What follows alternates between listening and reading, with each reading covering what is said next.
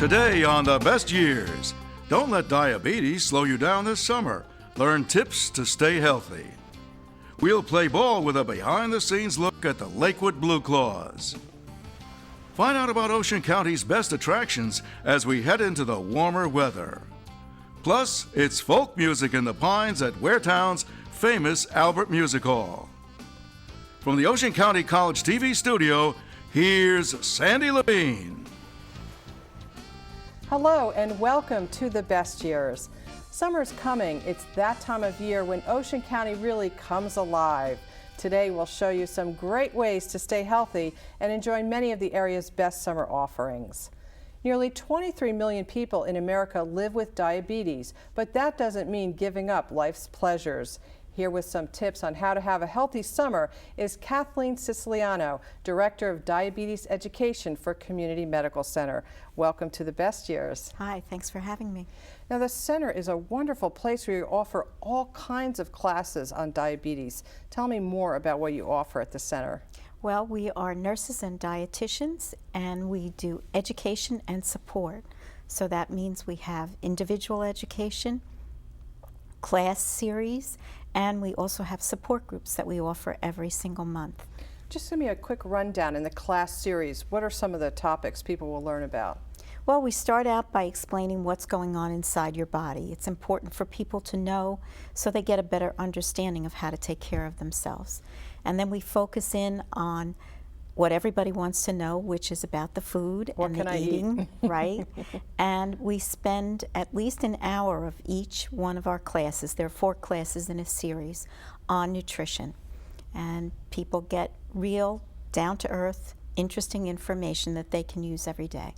Now, I actually had a grandmother with diabetes, and I have to say I always thought it was about avoiding the sugar, but you've explained to me that that's not exactly true. Well, actually, we are to blame. The medical profession is to blame for that whole theory.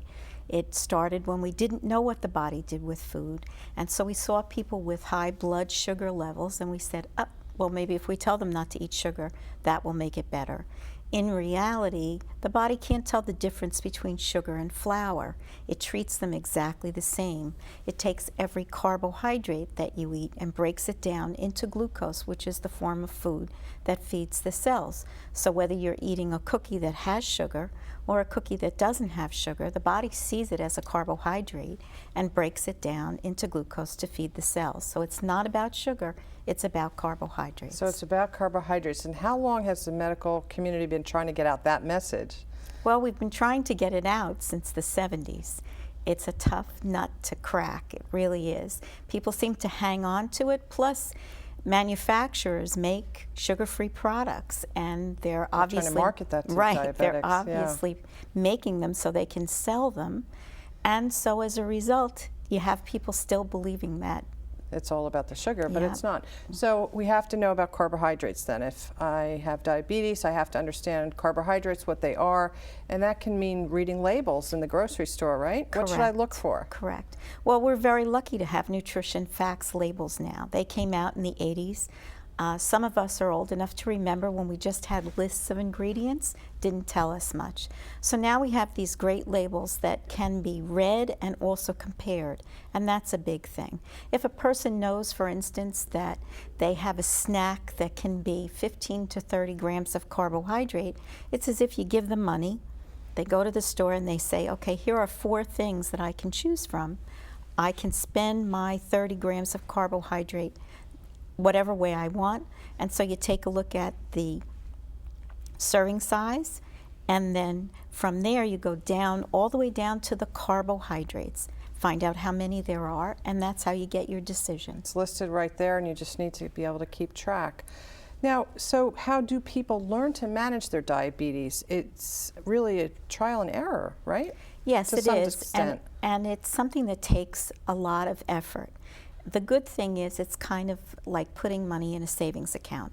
The more effort you put in, the more you know about yourself and your body and what it does, the better off you'll be. And then that allows you to go forward and stay healthy.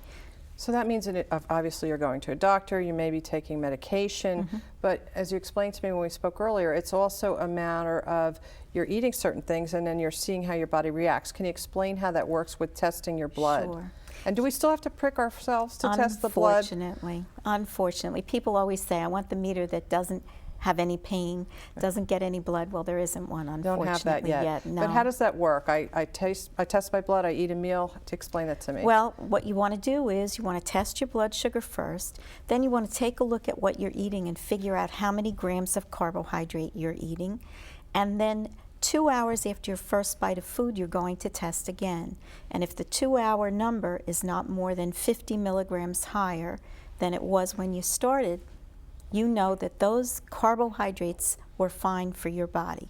If the number's higher than 50, then you need to make some changes and cut back. So if you do your homework, go to the doctor, take your medication, it's a lot of work. Pay attention to what you're eating, test your blood. This is a disease that can be managed. Definitely. And can you even eat, we're talking about the summer in this show, can you even eat boardwalk food? Could you have ice cream? Absolutely. Ice cream is really milk. And milk is a carbohydrate, so you have to pay attention to it, know how much you're eating and how many carbs you can have. But once again, whether it's ice cream with sugar or with a sugar substitute, body treats it exactly the same. And finally, as we wrap up, Kathleen, how do people know they have diabetes? How do they know they need to be checked by the doctor? That's one of the scariest parts, because the American Diabetes Association says that probably people have had the disease 5 to 7 years before they're diagnosed, because there isn't one of those striking symptoms that sends you running to your doctor. So if you have a family history or you have any reason to believe that you might be in line to develop diabetes, just make sure that you're getting tested frequently. Well, Kathleen Siciliano, thank you so much for coming on The Best Years today with those great tips. Thanks for being here. Thank you. Now, for more information about living with diabetes, visit the American Diabetes Association website at diabetes.org. Or to find out more about the Center for Diabetes Education, call 732-349-5757 or visit online at stbarnabas.com. Click on Hospitals, Community Medical Center, and then Services. Coming up next, we'll play ball with a behind-the-scenes look at the Blue Claws.